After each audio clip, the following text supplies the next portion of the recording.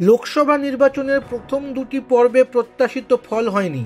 বিরোধীদের মতে সে কারণেই তৃতীয় দফা ভোটের আগে রাম আবেগকে উস্কে দিতে তড়িঘড়ি অযোধ্যা ছুটে যেতে বাধ্য হলেন প্রধানমন্ত্রী নরেন্দ্র মোদী।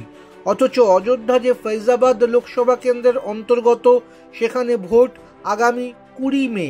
বার্তা স্পষ্ট, রাম মন্দিরে রামলালার মূর্তির প্রাণ প্রতিষ্ঠার পরে প্রথমবার অযোধ্যা সফরে আসা প্রধানমন্ত্রীর লক্ষ্যই হল তৃতীয় দফা নির্বাচনের আগে হিন্দু ভাবাবেগকে উস্কে দিয়ে অন্যত্র গেরুয়া শিবিরের প্রার্থীদের জয় নিশ্চিত করা।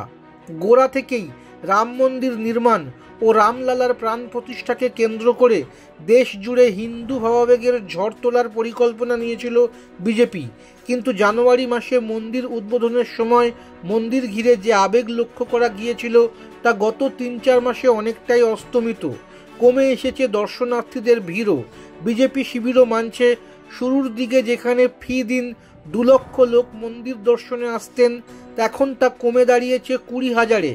সংখ্যাই বলে দিচ্ছে, যে আবেগকে সঙ্গী করে হিন্দু মেরুকরণের লক্ষ্যে গেরুয়া শিবির নিয়েছিল তা প্রত্যাশিত স্তরে পৌঁছয়নি। পরোক্ষে যার প্রভাব পড়েছে প্রথম 2 পর্বের ভোটে। ভোট কুশলীদের মতে, বিশেষ করে উত্তরপ্রদেশে প্রথম 2টি পর্বে যে 16টি আসনে ভোট হয়েছে তাতে বিশেষ সুবিধে করতে পারেনি মোদির দল।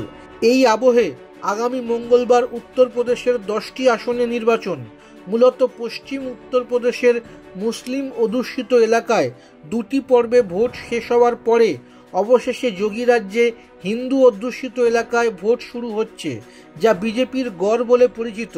এ যাত্রায় উত্তরপ্রদেশে দল যদি ভালো না করে, সেক্ষেত্রে ক্ষমতা ধরে রাখা নিয়ে যে প্রশ্ন উঠতে শুরু করবে তা বিলক্ষণ বুঝতে পারছে বিজেপি।